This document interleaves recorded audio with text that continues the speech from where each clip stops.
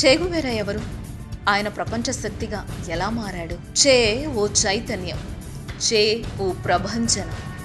తల పైకెత్తి చూస్తున్న చురుకైన కళ్ళు, నిర్లక్ష్యంగా వదిలేసిన జుట్టు, సన్నగా పెరిగిన గడ్డం, నలిగిన దుస్తులు, పెదాలపై సిగార్, తలపై క్యాప్తో విప్లవ స్ఫూర్తిని నింపే రూపం, సడలని ఆత్మవిశ్వాసం, చెరగని వ్యక్తిత్వంతో అలు పెరగకుండా చేసిన పయనం చే జీవితం.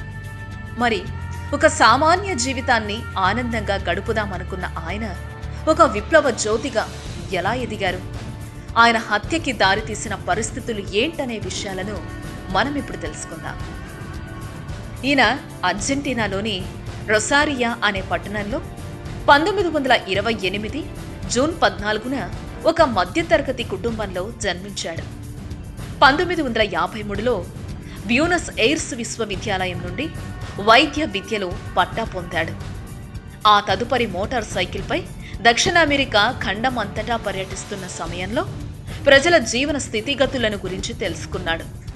హింసాత్మక విప్లవం ఒక్కటే సామాజిక అసమానతలను తొలగించగలదని భావించాడు. 1954లో గౌటమాలా దేశంలో ప్రజా బాహుళ్యపు అభ్యున్నతికి కృషి చేస్తున్న సామ్యవాద అనుకూల ప్రభుత్వంతో కలిసి పనిచేశాడు.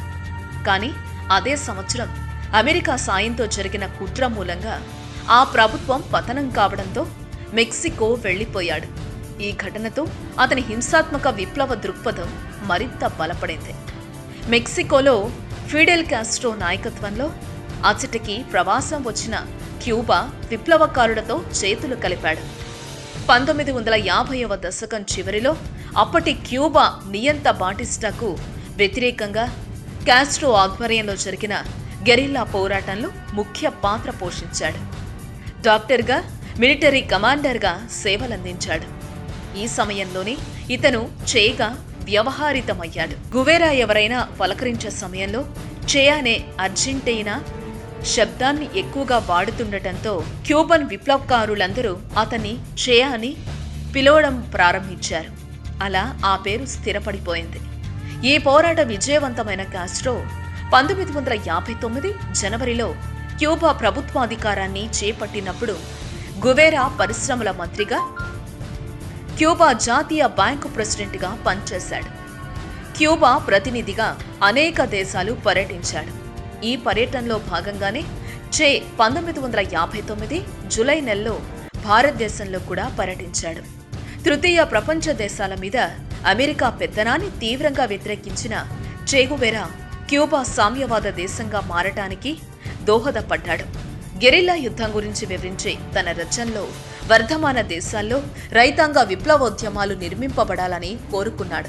పేద దేశాలలో విప్లవాన్ని వ్యాప్తి చేయ తలపెట్టిన గువేరా 1965లో క్యూబాలో తన అత్యున్నత స్థానాన్ని, హోదాని, పలుకుబడిని అన్నింటినీ వదిలిపెట్టి కాస్ట్రో వారిస్తున్నా వినకుండా దేశం నుండి అదృశ్యమయ్యాడు. కొద్దిమంది అనుచరులతో రహస్యంగా ఆఫ్రికా దేశమైన కాంగోలో కొంతకాలం గడిపాడు. ఆ సమయంలో ఆ దేశం తూర్పు ప్రాంతంలో గెరిల్లా తిరుగుబాటుకు ప్రయత్నించి విఫలుడయ్యాడు. క్యూబాలో కమ్యూనిస్టు ప్రభుత్వం ఏర్పడిన తర్వాత 1959లో చే నిర్వహించిన బాధ్యతల్లో అతి ముఖ్యమైనది క్యూబా తరపు రాయబారిగా అనేక దేశాల్లో పర్యటించటం. జూలై 1న చే అతని సహచరులు భారతదేశం చేరారు. ముందుగా ప్రధాని నెహ్రూను కలుసుకున్నారు. జామా మసీదును, గాంధీ సమాధిని సందర్శించారు. గాంధీ తన చిన్ననాటి ఆరాధ్య నాయకుడని సహచరులతో చెబుతూ, లాటిన్ అమెరికాలో మాత్రం ఈ అహింసా సిద్ధాంతాలతో లాభం లేదు, మనం మరింత రాటుదేలాల అని వ్యాఖ్యానించాడు చెగువెరా. బొలీవియాలో చెగువెరా విప్లవోద్యమ ప్రయత్నాలు చేయటం అమెరికా నిఘా సంస్థ సిఐఏకు ఆందోళన కలిగించింది. పురిట్లోనే విప్లవోద్యమాన్ని ఖతం చేసేందుకు అన్ని రకాల ప్రయత్నాలు చేసింది. చెగువెరాను వెంటాడి వేటాడేందుకు ప్రత్యక్షంగా రంగంలోకి దిగింది. బొలీవియా ప్రభుత్వానికి అన్ని విధాలుగా సహకరించింది. అక్టోబర్ 8న గువేరా ప్రభుత్వ దళాలకు దొరికిపోయాడు. 9వ తేదీన మధ్యాహ్నం 1:10 చేగువేరాను అత్యంత దారుణంగా హతమార్చారు. సాక్ష్యం కోసం అన్నట్లుగా ఆ మరుసటి రోజున చే భౌతికాయం నుంచి చేతులను మణికట్టు దాకా తొలగించి భద్రపరిచారు. భౌతికాయాన్ని ఖననం చేశారు. ఇవన్నీ సిఐఏ కనుసన్నల్లోనే జరగటం గమనార్హం. 1995 వరకు ఖననం ఎక్కడ జరిగింది బయట ప్రపంచానికి వెల్లడి కాలేదు. హత్య జరిగిన 28 ఏళ్ల తరువాత బొలీవియా సైనిక అధికారి ఒకరు తను రిటైర్ అయ్యాక వాస్తవాలు వెల్లడించాడు.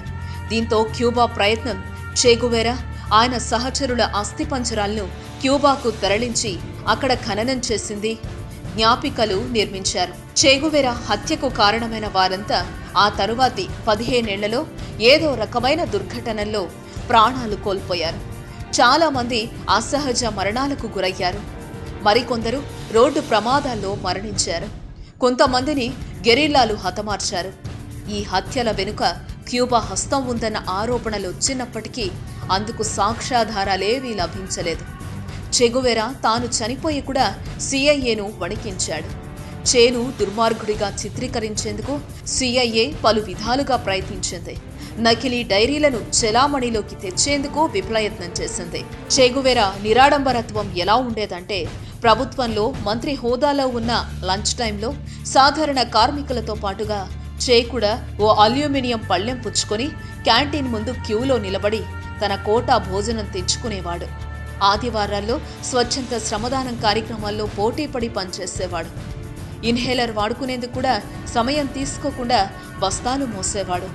క్యూబా ప్రభుత్వంలో సమాజంలో తనకెంత ప్రముఖ స్థానం ఏర్పడిందో చేగువేరాకు తెలుసు.